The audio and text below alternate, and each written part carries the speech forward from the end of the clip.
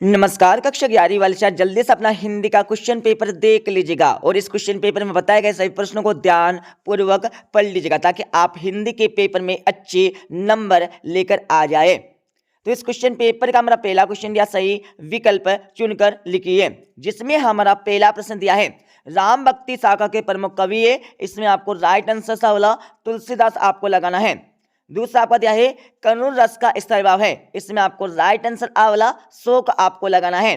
तीसरा आपका सही विकल्प दिया है नमक की गाड़ियां जा रही थी, इसमें आपको राइट आंसर सा वाला कानपुर आपको लगाना है।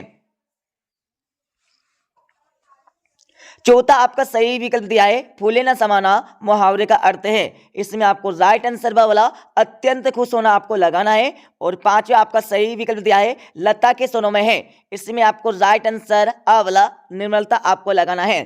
छठा आपका सही विकल्प दिया है सर्कुलर को हिंदी में कहते हैं, तो इसमें आपको राइट आंसर वाला परिपत्र कहते हैं। अब आपका अगला प्रश्न देख लीजिएगा, इसमें आपको क्या करना है रिक्त स्थानों की पूर्ति करना है। जिसमें हमारा पहला प्रश्न दिया है वाणी का डायरेक्टर खालतन को कहा जाता है, इसमें आपको लिखना होगा कबीर। और दूसरा आपका दिया है हिंदी का पहला साप्ताहिक खालतन पत्र है, तो इसमें आपको लिखना होगा उदयन मार्तंड। और तीसरा आपका दिया है संगीत के क्षेत्र में लय खालतन प्रकार की होती है, तो इसमें आपको लिखना होगा 3 प्रकार की होती है। चौथा आपका दिया है छंद में अल्प विराम को खालतन कहते हैं, तो इसमें आपको लिखना होगा यति कहते हैं। पांचवा आपका खालिस्तान दिया है छायावाद के प्रमुख स्तंभ खालिस्तान है, तो इसमें आपको लिखना होगा 4 है। और छठा आपका खालिस्तान दिया है रजनी की पति का नाम खालिस्तान था, तो इसमें आपको लिखना होगा रवि था। और सातवां आपका दिया है मासिक वेतन को खालिस्तान का चांद कहा गया है, तो इसमें आपको लिखना होगा पूर्णिमा। अब आपका अगला प्रश्न देख लीजिएगा, इसमें आपको क्या करना है सही जोड़ी का मिलान करना है, तो सही जोड़ी का मिलान आप कर लीजिएगा। पहला आपका दिया कर्मवीर, तो इसमें आपको लिखना होगा माखनलाल चतुर्वेदी। और इसके साथ आपका दूसरा दिया है राजस्थान की रजबुंदे, तो इसमें आपको लिखना होगा अनुभव मिश्र। और तीसरा आपका दिया है ध्वनियों के समूह को, तो इसमें आपको लिखना होगा पर घड़ी वाला भाषा कहते हैं। और चौथा आपका दिया है रोला, इसमें आपको लिखना होगा पर 11 और 13 के विराम आपको लिखना है। और पांचवा आपका दिया कुल की कहानी, इसमें आपको लिखना होगा ख वाला परिवार की मर्यादा। और छठा आपका दिया है अनौपचारिक पत्र, इसमें आपको क वाला मैत्री भाव आपको लगाना है। अब आपका अगला प्रश्न देख लीजिए, इसमें आपको क्या करना है एक वाक्य में उत्तर आपको देना है। जिसमें हमारा पहला प्रश्न दिया है मानव शरीर का निर्माण किन 5 तत्वों से हुआ है, तो आप 5 तत्वों के नाम लिखना होगा। तो कौन कौन से होते, तो इसमें आपको लिखना होगा सबसे पहले हवा, हवा के बाद आपको यहाँ पर अग्नि लिखना है, अग्नि के बाद आपको यहाँ पर आकाश लिखना है, आकाश के बाद आपको यहाँ पर लिखना होगा मिट्टी आपको लिखना है, ठीक है। मिट्टी के बाद आपको यहाँ पर लिखना होगा जल लिखना है, ठीक है, अच्छे से लिख लीजिएगा। और दूसरा आपको दिया है छंद की परिभाषा लिखिए। आपको इस क्वेश्चन में क्या करना है छंद की परिभाषा लिखना होगा, तो इसका आंसर आपको बता देंगे। और तीसरा आपका दिया है मोहन के गुरु का क्या नाम था, तो इसमें आपको लिखना है क्या लिखना है मोहन के गुरु का नाम क्या था, इसमें आपको लिखना होगा त्रिलोक सिंह, त्रिलोक सिंह आपको यहाँ पर तीसरे क्वेश्चन का आंसर लगाना है। अब आपका चौथा क्वेश्चन देख लीजिएगा सीधे मुंह बात ना करना मुहावरे का अर्थ आपको बताना होगा, तो इसमें आपको लिखना होगा अकड़ कर बात करना, क्या लिखना अकड़ कर बात करना, ये आपको यहाँ पर लिखना होगा चौथे क्वेश्चन का आंसर, ठीक है।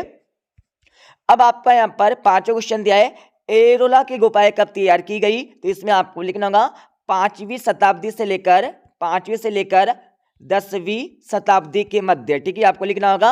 और छठा आपका दिया है भारत की प्रथम या पहली मुख्य फिल्म कौन सी थी, तो इसमें आपको लिखना है क्या लिखना है भारतेंदु हरिश्चंद्र, अच्छे से लिख लीजिएगा भारतेंदु हरिश्चंद्र, आपको यहाँ पर छठे क्वेश्चन का आंसर लगाना है।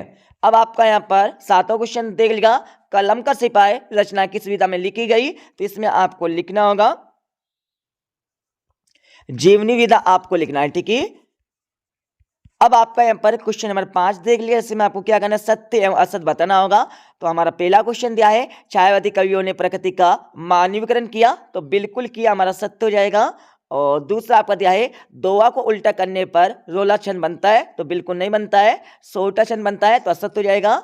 और तीसरा आपका दिया है गलता लोहा पाठ के लेखक शेखर जोशी है, तो बिल्कुल हमारा सत्य हो जाएगा। और चौथा आपका दिया है सपनों का मर जाना मुहावरे का अर्थ नींद नहीं आना, तो बिल्कुल यहाँ पर असत्य हो जाएगा। और 5 आपका दिया है कुमार गंधर्व ने कबीर के पदों का गायन किया है, तो बिल्कुल यहाँ पर नहीं किया, असत्य हो जाएगा। और आपका 6 दिया है सरकारी पत्र अनौपचारिक पत्र की श्रेणी में आते हैं, तो बिल्कुल आते हैं, सत्य हो जाएगा। अच्छे से पढ़ लीजिएगा, ठीक है। अब आपका यहाँ पर 6 प्रश्न देख लीजिएगा, रीति काल की प्रमुख विशेषता आपको लिखना होगा और इसके अति वाले क्वेश्चन में आपको रहस्यवादी कविता की आपको विशेषता लिखना है। और 7वां प्रश्न देख लीजिएगा, लॉर्ड कर्जन कैसा वायसराय था।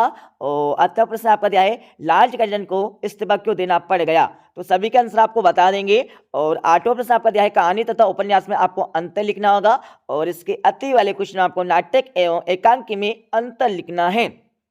अब यहाँ पर हमारा 9वां प्रश्न देगा, लता मंगेशकर को भारतीय गायकों में बेजोड़ क्यों कहा गया है, इसके बारे में आपको लिखना होगा। और इसका अत्य वाला प्रश्न आपका दिया है तातुस ने बेबी हालदार को पेन और कॉपी देकर क्या कहा था।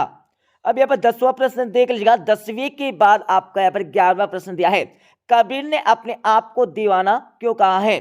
और 8वां प्रश्न आपका दिया है, ठीक अच्छे से पढ़ लीजिएगा।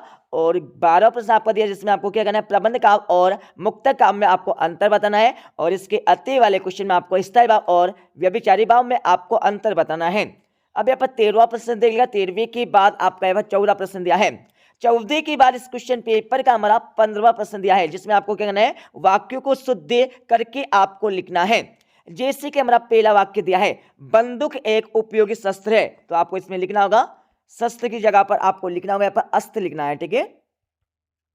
उसके बाद आपका दूसरा दिया है रामचरितमानस सबसे श्रेष्ठतम ग्रंथ है, तो इसमें आपको लिखना होगा सबसे को आपको हटा देना है, ठीक है। और पूरा का पूरा वाक्य आपको वैसे का वैसे लिख देना है।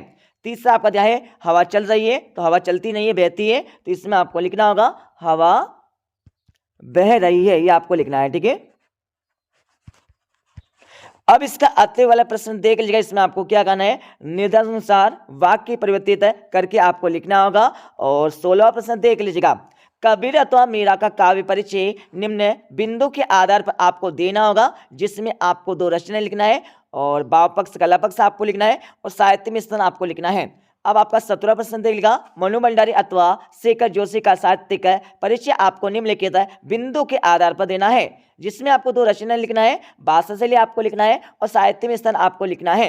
अब आपका 18वां प्रश्न देख लीजिएगा, निम्नलिखित वाक्य का भाव पलवन करके आपको लिखना होगा, ठीक है। साहित्य समाज का दर्पण है, इसका आपको क्या करना है भाव पलवन करके आपको लिखना होगा एग्जाम में। और इसका अत्य वाला आपको क्वेश्चन दिया है। और इसके साथ ही आपका यहाँ पर 19वां प्रश्न देख लीजिएगा, गद्यांश को पढ़कर नीचे लिखे प्रश्नों के उत्तर आपको देना होगा। तो सबसे पहले आप इस गद्यांश को अच्छे से पढ़ लीजिएगा, इसी प्रकार का गद्यांश आपकी परीक्षा में पूछी जाने वाला है। इसको पढ़ने के बाद इसके नीचे आपको 3 क्वेश्चन दे। आपका पहला क्वेश्चन देख लीजिएगा, उपयुक्त गद्यांश का उपयुक्त शीर्षक आपको बताना है, तो इसमें आपको लिखना होगा समय का सदुपयोग आपको लिखना है, ठीक है। और दूसरा आपको दिया कौन सी प्रवृत्ति सबसे घातक है, तो इसमें आपको लिखना होगा, तो इसका आंसर आपको कहां से लिखना मैं बता देता हूं। तो इसका आंसर आप देख लीजिएगा, यहां से लेकर आपको यहां तक लिख देना है, ठीक है, दूसरे क्वेश्चन का आंसर। और तीसरा क्वेश्चन आपका दिया है निरंतर का विलोम शब्द आपको लिखना है, ठीक है। जो निरंतर का होता है यहाँ पर लगातार चलते रहता है, तो इसका विलोम आपको बताना होगा, तो इसका आंसर आपको लिखना होगा स्थिर आपको लिखना है, क्या स्थिर आपको लिखना है, ठीक है। इसके साथ ही आप अगला देख लीजिएगा, इसका अत्य वाला क्वेश्चन आपके लिए, इसमें भी आपको एक पद्यांश दिया है, इस पद्यांश को पूरा ऊपर से लेकर नीचे तक पढ़ लीजिएगा। इसको पढ़ने के बाद इसके नीचे आपको 3 क्वेश्चन दे, तीनों के आंसर आपको यही से छाट कर लगाना है। अब आपका अगला प्रश्न देख लीजिएगा, हमारा 20वां प्रश्न दिया है पद्यांश को पढ़कर आपको संदर्भ प्रसंग से आपको भावार्थ लिखना होगा। तो सबसे पहले आप इस पद्यांश को पढ़ लीजिएगा, इसमें आपको सबसे पहले परीक्षा में लिखना होगा संदर्भ लिखना है और संदर्भ के बाद आपको यहाँ पर प्रसंग लिखना होगा, प्रसंग के बाद आपको यहाँ पर भावार्थ लिखना है। इसके साथ ही यहाँ पर हमारा 21वां प्रश्न देख लीजिएगा, इसमें आपको एक गद्यांश दिया है, गद्यांश को पढ़कर आपको संदर्भ लिखना है, संदर्भ के बाद आपको प्रसंग लिखना है, प्रसंग के बाद आपको यहाँ पर वाक्य करना है। अब आपका यहाँ पर 22वां प्रश्न देख लीजिएगा, परीक्षा काल में ध्वनि विस्तारक यंत्रों के बजाने पर रोक लगाने हेतु जिलाधीश को आपको प्राथमिक लिखना है। और इसके अति वाले प्रश्न में आपको क्या करना है एक पत्र आपको लिखना होगा। और 23वां प्रश्न देख लीजिएगा, इसमें आपको क्या करना है किसी एक विषय पर आपको रूपरेखा सहित आपको एक निबंध लिखना है। तो आप एक निबंध अच्छे से पढ़ लीजिएगा। अब मैं आपको इस पेपर का आपको फुल सॉल्यूशन बता देता हूं। तो ये हमारा क्वेश्चन नंबर फर्स्ट के आपके आंसर हो जाएंगे, ठीक है। पहले के बाद आपका दूसरे का आंसर आपको दिए जिसमें आपको खाली स्थानों की पूर्ति करने के लिए बोला गया था। और यहाँ सही जोड़ी के आंसर आपको मिल जाएंगे। सही जोड़ी के बाद आपको यहाँ पर एक शब्द तो एक वाक्य के उत्तर आपको यहाँ से मिल जाएंगे, अच्छे से देख लीजिएगा। और इसके साथ आपको क्वेश्चन 5 में आपको सत्य एवं असत्य लिखने के लिए बोला गया था, इनके आंसर आपको दिए हुए। अब मैं आपको 6 से लेकर 23 तक के आंसर आपको बता देता हूं, अच्छे से देख लीजिएगा।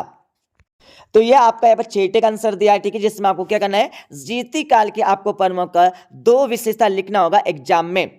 छठे के बाद आपको यहाँ पर छठे का यहाँ पर अतवी वाला का आंसर आपको दिया है, जिसमें आपको क्या करना है, रेसवाद की आपको 2 विशेषता लिखना होगा परीक्षा में। और यहाँ पर 7वें क्वेश्चन का आपको अतवी वाले का आंसर दिया है। और इसके साथ आपको यहाँ पर 8वें का आंसर आपको मिल जाएगा, जिसमें आपको कहानी तथा उपन्यास में आपको प्रमुख 2 अंतर लिखना है। अब आपका यहाँ पर 9वें प्रश्न का आपको अतवी वाले का आंसर आपको दिया है, ठीक है, अच्छे से पढ़ लीजिएगा। और ये हमारा 10वें का आंसर आपको दिया है। 10वें के बाद आपको यहाँ पर 11वें प्रश्न का उत्तर आपको दिया है। 11वें के बाद आपको यहाँ पर 12वें प्रश्न का उत्तर आपको दिया है, जिसमें आपको क्या करना है, प्रबंध काव्य तथा मुक्तक काव्य में आपको प्रमुख अंतर लिखना है। ये हमारा 13वें प्रश्न का आपको अतवी वाला का उत्तर आपको दिया है, ठीक है। 13वें के बाद आपको यहाँ पर 14 का यहाँ पर अतवी वाला का उत्तर आपको दिया है, अच्छे से पढ़ लीजिएगा। और ये हमारा 16वें क्वेश्चन का आंसर आपको दिया है, जिसमें आपको क्या करना है, मीराबाई की आपको 2 रचना है, भाव पक्ष, कला पक्ष एवं साहित्य में स्थान आपको इस प्रकार से लिखना है। पूरा देख लीजिएगा ऊपर से लेकर नीचे तक और पढ़ लीजिएगा। उसके बाद आपको 17वें क्वेश्चन का आंसर आपको दिया है, ठीक है। 17वें के बाद आपको यहाँ पर जितने भी आपके क्वेश्चन का आंसर छूट गए उनके आंसर आप अपनी बुक से देखकर लगा लीजिएगा। लगाने के बाद आपको इन प्रश्नों के उत्तर को अच्छे से समझकर याद कर लेना है। तो ठीक है दोस्तों, मिलते हैं अगले वीडियो में। जब जय हिंद, वंदे मातरम।